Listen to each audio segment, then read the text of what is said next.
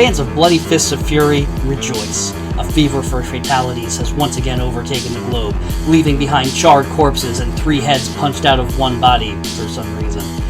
Ladies, gentlemen, and everyone else under the sun, let us gather around the digital campfire and talk about the Mortal Kombat collectible card game. What, you thought I was going to talk about MK1? That's not what this channel is for. I'm here to talk about the weird shows, movies, and yes, even card games that I hold dear but you may have missed. Let me curate your world through a lens of chaos!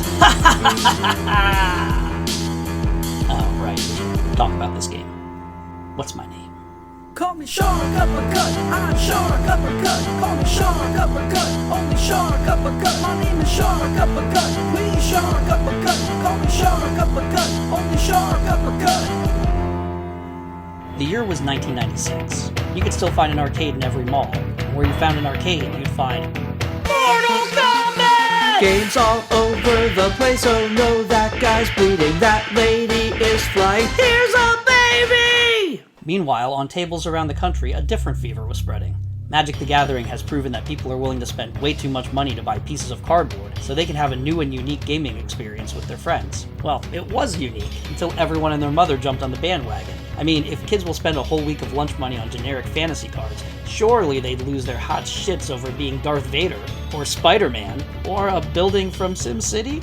Look, the market for CCGs that weren't specifically Magic was already crashing by the time 1996 started, and soon enough Pokemon would come around and close the door on anyone who thought that they could get a piece of the pie. But while that window was still open, here it is. Mortal Kombat in card form. That's card with a K, of course. Of course is also spelled with a K. Let me know in the comments if you remember this thing, because I've never met someone in real life that does outside of the friends I played with at the time. The game tries to replicate the video game almost to a fault, wasting card slots on jumping and blocking, which no one ever wants to see when they open up a pack of cards. The two combatants face off and try to attack and counterattack until one of them is on the ground, or in the ground. Of course there are finishing moves. They do almost nothing, are entirely interchangeable, and represent 20% of the 300 card set. I have a lot of problems with the card assortment. Opening packs of this thing sucked hard most of the time. But the actual gameplay? It's not bad! I hadn't played this game for almost 30 years, so I enlisted my friends Jesse and Michael for help in resurrecting this ghost. Here's how it works. Each player has a 50 or 60 card deck and 30 combat points. That's your life bar. One player has initiative and plays cards to attack. There's a mess of variables here. Attacks are either high, mid, low, or area, which hits everything and everyone. You start at range distance, and from here the attacking player can either play a ranged attack, an attack that moves you forward into hand-to-hand distance, or they can move forward and use a hand-to-hand attack, but this movement makes their attack one slower. Oh right, each attack and defense card has a speed, and that determines if the attack hits or not. Higher is better. Basic block cards can stop just about any attack at their height, but they're not very flexible. If the attack is successful, the opponent takes damage as indicated on the card, and the attacking player keeps initiative. If the attack doesn't land, the other player gets their turn. In addition to blocking or evading, the defending combatant can also counterattack. In this case, they play an attack of their own. If it's faster, the attacker gets hit, takes damage, and loses initiative. If it ties, both players get hit, and you ignore the effects of both cards, but the attacker still loses initiative. You can't counterattack with a combo. Yep, some cards combo, which means after the first hit you can just keep wailing away. And there are specific combo cards that let you chain your other attacks together as long as the distance and whatnot are still valid. This part of the game rules, assuming you're not the one eating shit. The other part that rules? Special effect cards. You play these when you have initiative, or to counteract someone else's special effect, and they mess with the game in all kinds of fun ways. The downside here is that the rules don't really account for how dumb the game can get with these things, and there's no equivalence of the stack in Magic that determines the timing of subsequent special effects going back and forth from both players. This was the worst part of the game, and we ended up having to make a lot of house rules to make it work out. Sounds like you'll be running out of cards all the time, right? That's the beauty of this game. It's common in collectible card games for card draw to be insanely valuable, but Mortal Kombat is designed to be fast and wasteful. Each player starts with 9 cards, and after each attack, both players have the option to discard up to 2 cards, and then they draw back up to 9. This is necessary to keep the game flowing because almost everything you do requires you to use a card. There's an optional rule to use the decks as a timer, and a round is over when any combatant draws their last card. Otherwise, you reshuffle and keep it going until somebody's dead, baby! First to win 2 rounds wins the game. One of the unique draws to the card game is that you're not limited to one-on-one fights. There's a messy but fun brawl mode that lets you play with up to 4 people, where area attacks become OP, and sometimes the best option is getting kicked in the jaw now so you can attack someone else later in the turn. A great novelty of playing this game in 1996 was that it included the bosses and hidden characters from the first 2 games, which meant having to make up finishing moves and some entire movesets from scratch. Whoa, here comes Noob Saibot's floating fist attack. Smoke has an anti-air spear. Here's a Goro patty cake friendship that would have been awesome in a real game. I don't even know what this dork is doing here. But yeah, playing as Shao Kahn or Noob Saibot felt unbelievably cool. This game came out after Mortal Kombat 3 hit arcades, but only focuses on the first 2 games, both to keep the set small, and so they can get that sweet expansion money. They did not get the sweet expansion money. That means no Ermac, no Motaro, and God help us all, no striker cards were ever printed. That's basically it, but I wanted to take a moment to showcase a bit of the awesome art.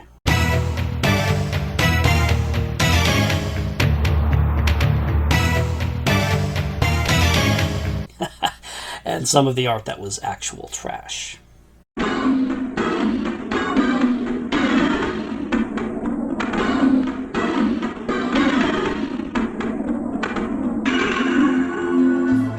was something in the air that night. The stars were bright for Jando.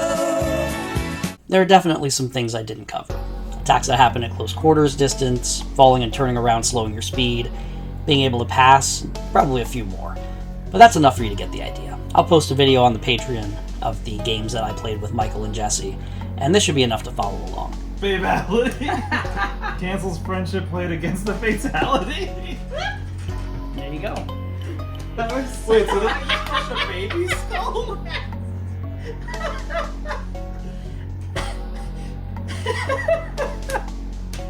Jax is a monster! I don't know if there's a way to play this game in the 2020s without breaking the bank on eBay, but if you can find some cars on the cheap, it's good for an afternoon of funky nostalgia. And now, a word from the sponsor of this video. Me. No one's giving me money for this, are you kidding? Did you know you could write a story with public domain characters? I'm looking for Bigfoot, and I... What? Did you know literally anyone can write literally anything about them? You can't use that word, that's our word. Play God with their fates? My name is Cheryl, and I'm a pretty damn good detective. Yeah, you can. And you will be my slave as I steal your essence and take over the world! Listen, I'm just gonna beat you up. And I have.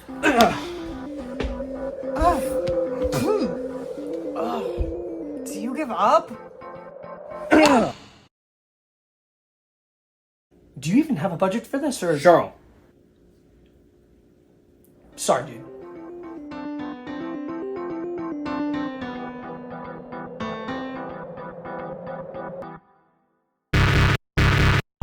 Thank you for joining me to talk about something random that I loved and you may have never heard about. Please consider liking the video if you liked the video, and subscribing if you want more hidden gems all up in your eye holes. Hit the bell if you're nasty. There's a Patreon in the description, and if you join, I'll have to start adding the content, I promise. That would be cool. I've got a bunch of cool video ideas in the fire, so I hope the next time you see one pop up, you'll give it a click. Until next time, fuck R. Kelly.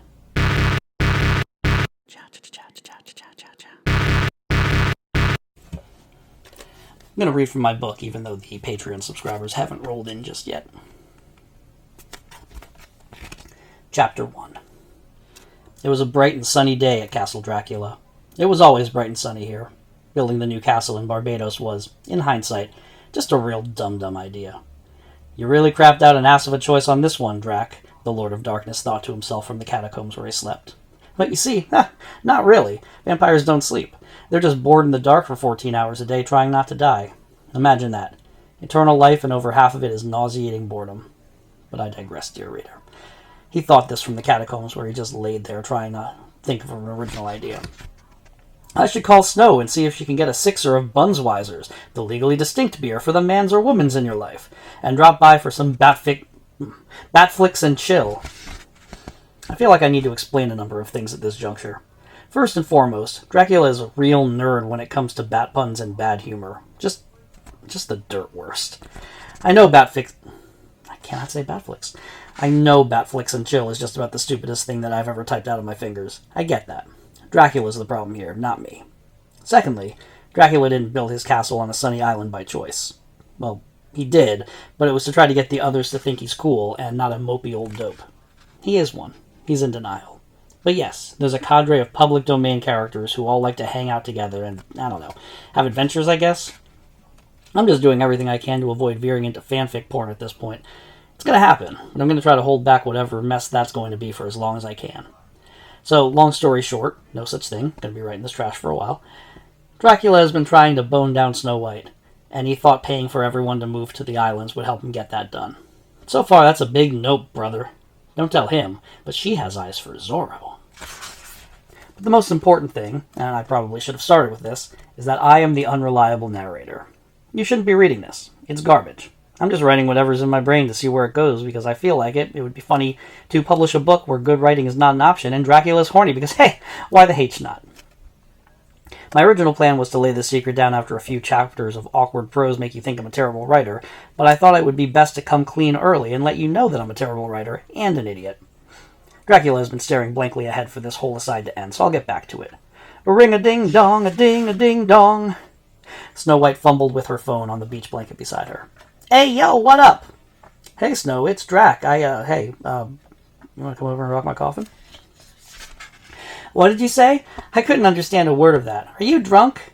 Dracula replied in stone-cold monotone. No, Snow White. I am not drunk. Vampires can't get drunk. It's the worst. Yeah, it really is. Bye! Click. Ring-a-ding... It's actually ring-a-dong-ding.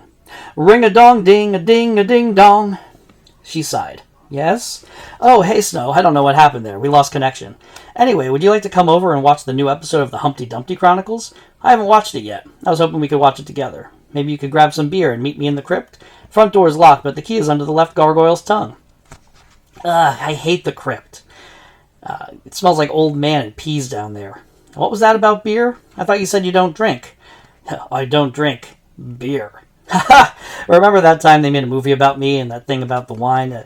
Oh man, that was great. No, the beer would be for you. I want you to get nice and relaxed so we can... Dracula realized he was backing into a pickle here. I just like the smell of it. Drac, you big dope. What are you even? Yo, you are a weird dude, my man. You know, maybe later, but right now I'm at the beach with Dorothy.